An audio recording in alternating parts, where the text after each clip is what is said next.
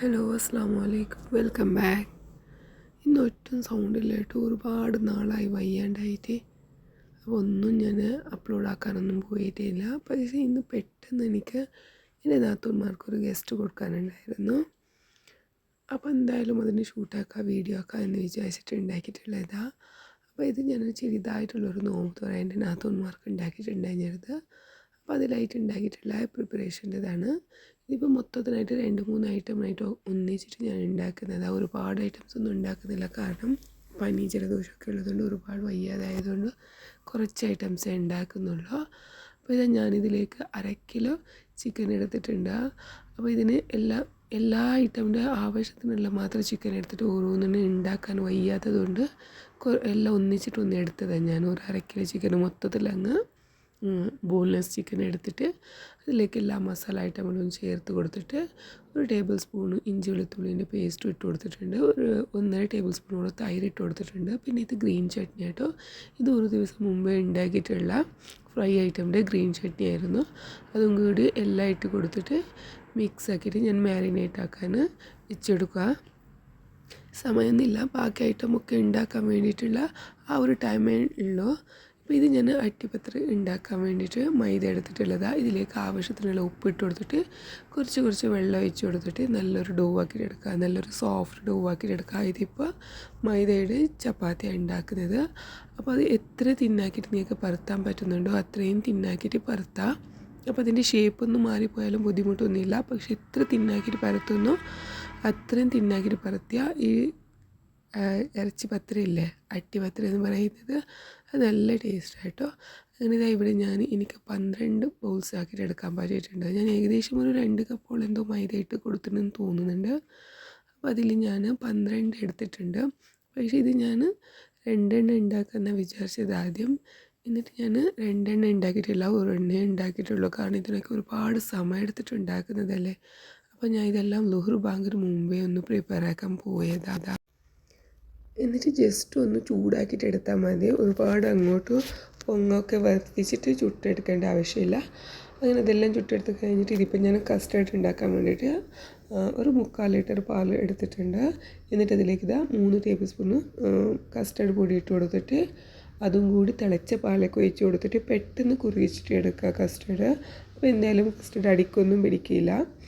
അപ്പോൾ ഇത് ഞാൻ തിളപ്പിച്ചിട്ട് എടുക്കുക. എന്നിട്ട് ഇത് ഞാൻ ഫ്രിഡ്ജിൽ വെക്കുക. എന്നിട്ട് ഇതിലേക്ക് ജസ്റ്റ് ഒന്ന് മിക്സിയിൽ കറക്കി എടുത്തിട്ട് നോമ്പ് തുറക്കുന്ന ആ നേരത്ത് ഒന്ന് കറക്കി എടുത്തിട്ട് ഈ കസ്റ്റർഡിനൊന്ന് ലൂസാക്കിയിട്ട് പിന്നെ അതിലേക്കാണ് ഫ്രൂട്ട്സ് ഇട്ട് കൊടുത്തത്. ഫ്രൂട്ട്സ് ഏതാണ് നിങ്ങളുടെ കയ്യിൽ അവൈലബിൾ ആയിട്ടുള്ളത് അതൊക്കെ ഇട്ട് കൊടുക്കുക. എന്നിട്ടിപ്പോൾ ഇതാ ഞാൻ മാരിനേറ്റ് ചെയ്ത് വെച്ച ചിക്കനെല്ലാം ഒന്ന് ഫ്രൈ ആക്കിയിട്ട് എടുക്കുക. പിന്നെ ഇതിലേക്ക് കുറച്ച് ഷാലോ ഫ്രൈ ആക്കിയിട്ട് ഒരുപാട് ഇങ്ങനെ ക്യാപ്സിക്കം, ക്യാരറ്റ് ഇങ്ങനെയൊക്കെ ഇട്ട് കൊടുക്കാനുള്ള ഒന്നും എനിക്ക് പറ്റുന്നില്ല, കാരണം ഞാൻ വൃത്തിയാണ് ഉള്ളത്. അപ്പോൾ ഒറ്റയ്ക്ക് എല്ലാം ഒന്ന് മാനേജ് ആക്കാൻ കുറച്ച് പാടുപെടുന്നതുകൊണ്ട് ഇത്രയും ഈസിയിലാക്കാൻ പറ്റുന്നു അത്രയും ഈസിയിൽ എല്ലാം എളുപ്പത്തിൽ ഉണ്ടാക്കുന്നതാണ്. അപ്പോൾ ഞാൻ ഇതെല്ലാം കൂടി ഒന്ന് കബാബാക്കിയിട്ട് ഒന്ന് ഫ്രൈ ആക്കിയിട്ട് എടുത്തിട്ടുണ്ട്. എന്നിട്ട് അതേ ഓയിലിലേക്ക് തന്നെ ഞാൻ കുറച്ച് ബിരിയാണി പോലും ഉണ്ടാക്കാനാണ് വിചാരിക്കുന്നത്. അപ്പോൾ അതിലേക്കുള്ള ഉള്ളി ഒന്ന് ഡീപ്പ് ഫ്രൈ ആക്കിയിട്ട് എടുക്കുക, ഒന്ന് ബാരിസ്റ്റർ ആക്കിയിട്ട് എടുക്കാൻ പോവുക. അപ്പോൾ ഇതിൽ ഞാൻ ഒരു മീഡിയം സൈസിലുള്ള ഉള്ളി എടുത്തിട്ട് അതൊന്ന് ഫ്രൈ ആക്കിയിട്ട് എടുക്കുന്നുണ്ട്.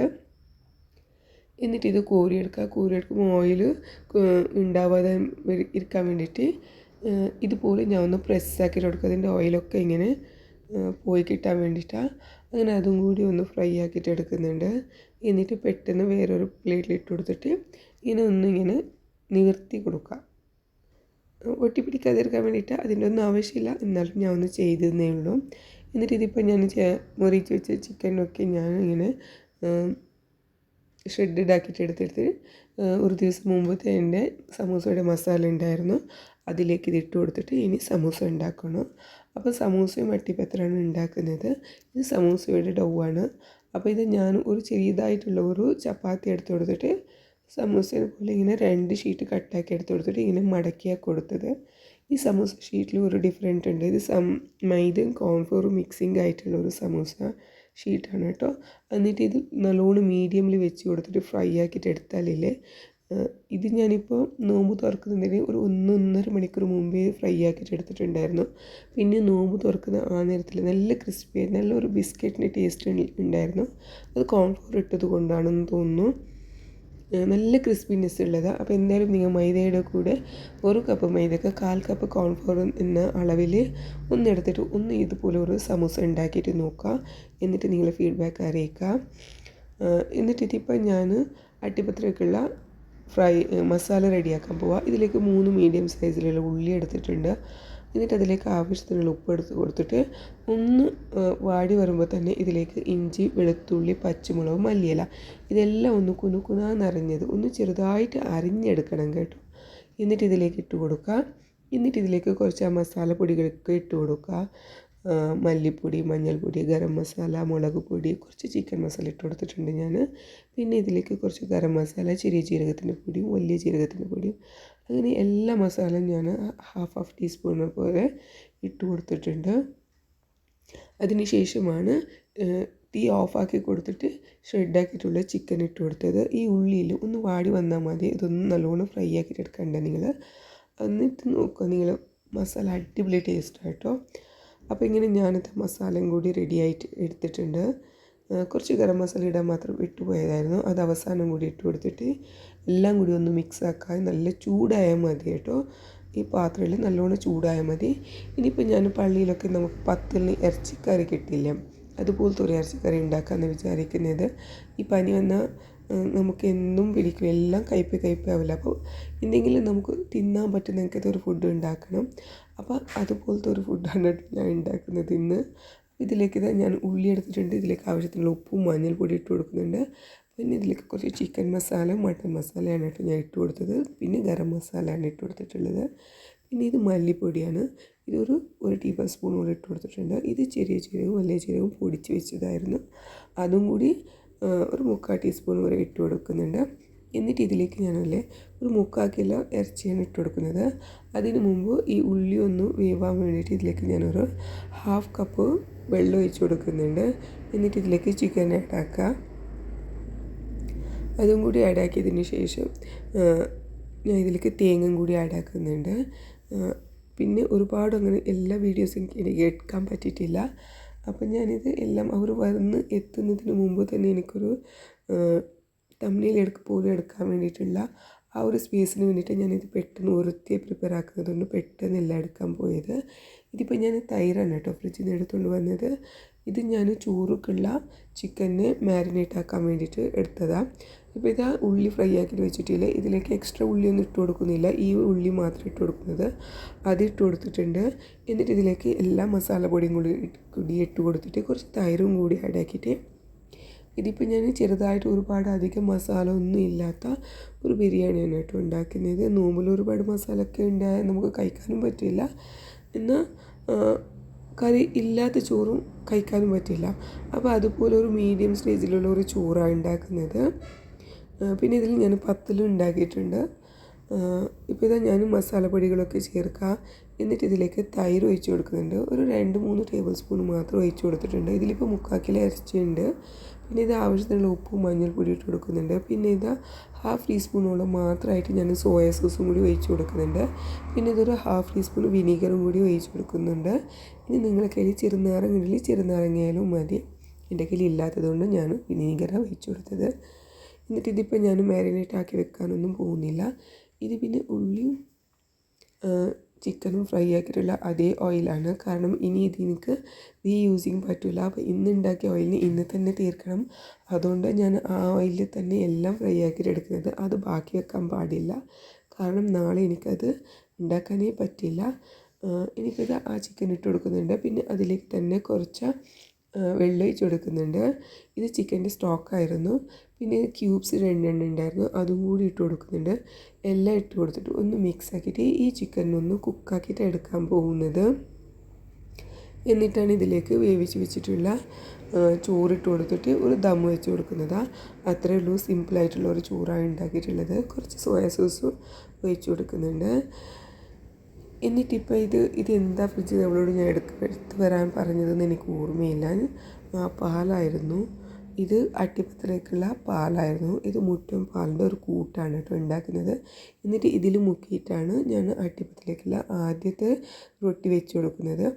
ഇതിലേക്ക് എണ്ണ കുറച്ച് ബാക്കി ഉണ്ടായിരുന്നു, അതും കൂടി ഒഴിക്കാൻ ഞാൻ ഇത് ചിക്കൻ ഫ്രൈ ഒക്കെ അധികം ഓയിലാണ്. അപ്പോൾ ഇത് ഈ പാനിലേക്ക് അത് ഒഴിച്ച് കൊടുത്തിട്ടുണ്ട്. എന്നിട്ടില്ലേ ഈ കുറച്ച് ഇതിൽ ഒരു നല്ലോണം ടേസ്റ്റ് ആവുന്നൊരു ട്രിക്ക് എന്ന് പറഞ്ഞാൽ ഞാൻ എപ്പോഴും അട്ടിപ്പാത്തിൽ ഉണ്ടാക്കുമ്പോൾ തൈര് തേക്കാറുണ്ട് അതിലേക്ക്. നിങ്ങളൊന്ന് തേച്ച് കൊടുത്തിട്ടില്ലെങ്കിൽ ഒന്ന് തേച്ച് കൊടുത്തിട്ട് പിന്നെ അതിൻ്റെ മുകളിൽ ഫില്ലിങ് വെച്ച് കൊടുക്കുക. നല്ല സോഫ്റ്റ്നെസ്സും നല്ല ഒരു ടേസ്റ്റും കൂടി കിട്ടുന്നതാണ്. എന്തായാലും വെച്ച് കൊടുക്കണം കേട്ടോ.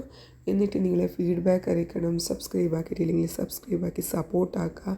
എന്തായാലും വയ്യാതൊരു നാളിലും ഞാൻ നിങ്ങൾക്കായിട്ട് ഒന്ന് പ്രിപ്പയർ ആക്കിയിട്ട് ഉണ്ടാക്കുന്നതല്ലേ, എന്തായാലും ഒന്ന് സപ്പോർട്ടാക്കണേ. അങ്ങനെ ഇതാ ഞാൻ തൈര് തേച്ച് കൊടുക്കുന്നുണ്ട്.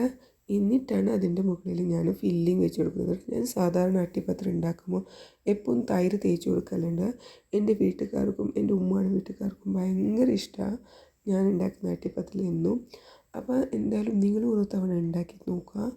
എന്നിട്ട് വീണ്ടും രണ്ടാമതായിട്ട് ഇങ്ങനെ മുക്കി കൊടുക്കുക റൊട്ടീനെ മുട്ടയും പാലിൻ്റെ കൂട്ടിൽ.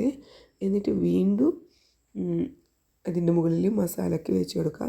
എന്നിട്ട് അവസാനത്തെ മുകളിൽ സൈഡിലൊക്കെ നമുക്ക് ഫില്ലിങ് വെക്കാൻ ബാക്കിയുണ്ടെങ്കിൽ ആ സ്ഥലത്തൊക്കെ ഒരു റൊട്ടി ഒരു 4 എണ്ണം ഇങ്ങനെ നീളത്തിൽ സ്ലൈസായിട്ട് കട്ടാക്കി എടുത്തിട്ട് അതിനൊക്കെ ഒന്ന് കവറാക്കുക മറിച്ചിട്ട് കൊടുക്കുന്നതിന് മുമ്പ്. ഇങ്ങനെ ഫുള്ള് കവറാക്കിയിട്ട് വേണം കേട്ടോ മറിച്ചിട്ട് കൊടുക്കാൻ. പിന്നെ ഇത് നോൺ സ്റ്റിക്ക് പാൻ ആയതുകൊണ്ട് തന്നെ മറിച്ചിടാൻ ഒരു ബുദ്ധിമുട്ടും ഇല്ല. അങ്ങനെ ഇതാ ഞാൻ എല്ലാ ഫില്ലിങ് ഇവിടെ വെച്ച് കൊടുത്തിട്ട് അവസാനം മാത്രം അതിൻ്റെ സൈഡൊക്കെ ഇങ്ങനെ ഫില്ലിങ് കാണുന്നതുകൊണ്ട് ഒരു റൊട്ടി ഇങ്ങനെ കട്ടാക്കി കൊടുത്തിട്ട് അതിൻ്റെ സൈഡിൽ വെച്ച് കൊടുത്തിട്ടാണ് മൂടി വെക്കുന്നത്. അവസാനം അതിൽ മുട്ടയും പാലിൻ്റെ കൂട്ടുണ്ടാവുമല്ലോ ബാക്കി, അതും കൂടി ഒഴിച്ച് കൊടുത്തിട്ടാണ് മൂടി വെച്ച് കൊടുത്തിട്ടുള്ളത്. ഇത് ബിരിയാണിക്കുള്ള മസാലയാണ്. അതിൽ കുറച്ച് ഗ്രേവി കൂടുതലായിപ്പോയി. അപ്പോൾ എന്തായാലും അത്രയും ഗ്രേവി വേണ്ടെന്ന് വെച്ചിട്ട് ഞാൻ അതെടുത്ത് മാറ്റി വെച്ചതാണ്. എന്നിട്ട് അതിൻ്റെ മുകളിൽ ഞാനിപ്പോൾ 2-2.5 കപ്പോളം ചോറ് വെച്ച് കൊടുത്തിട്ടുണ്ടെന്ന് തോന്നുന്നു എനിക്ക്. പിന്നെ ഒരുപാട് ഐറ്റം ഇരിക്കുമ്പോൾ നമുക്ക് എന്തായാലും ചോറ് കുറേ ആവശ്യമില്ലല്ലോ. ഇതൊക്കെ ഉണ്ടാക്കുമ്പോൾ മാത്രമാണ് കഴിക്കണം തോന്നുന്നത്. പക്ഷെ നോമ്പ് തുറന്ന വെള്ളം കുടിച്ചാൽ മാത്രം മതി. പിന്നെ ഈ കസ്റ്റർഡൊക്കെ കഴിച്ച് നമുക്കധികം ഒന്നും കഴിക്കാനും പറ്റുന്നില്ല. പിന്നെ പിറ്റേന്ന് എന്തായാലും കഴിക്കാനും പറ്റില്ലല്ലോ. അതുകൊണ്ട് എല്ലാം കുറച്ച് ഉണ്ടാക്കുന്നുള്ളൂ. അങ്ങനെ ചോറിന് ദമ്മ് വെച്ചിട്ട് കൊടുത്തിട്ടുണ്ട്. ഞാൻ അട്ടിപ്പത്രം മറിച്ചിട്ട് കൊടുത്തിട്ടുണ്ട്. അങ്ങനെ ഇവിടെ എല്ലാം പ്രിപ്പയർ ആയിട്ടുണ്ട്. ബിരിയാണി ഉണ്ട്, അട്ടിപ്പത്രം ഉണ്ട്, കസ്റ്റർഡ് ഉണ്ട്, പത്തലുണ്ട്, ഇറച്ചിക്കറി ഉണ്ട്, സമൂസ ഉണ്ട്, പിന്നെ 2 തരം ജ്യൂസ് ആക്കിയിട്ടുണ്ട് കേട്ടോ. ഇത്രയും ഉണ്ടാക്കിയിട്ട് ഞാൻ എല്ലാം ഒന്ന് റെഡിയാക്കി വെച്ചിട്ടുണ്ട്. എന്തായാലും നിങ്ങൾക്ക് ഇഷ്ടമാണെങ്കിൽ ലൈക്കാക്കി ഷെയറാക്കി സബ്സ്ക്രൈബ് ആക്കാൻ മറക്കല്ലേ. നെക്സ്റ്റ് കാണാം. Thank you.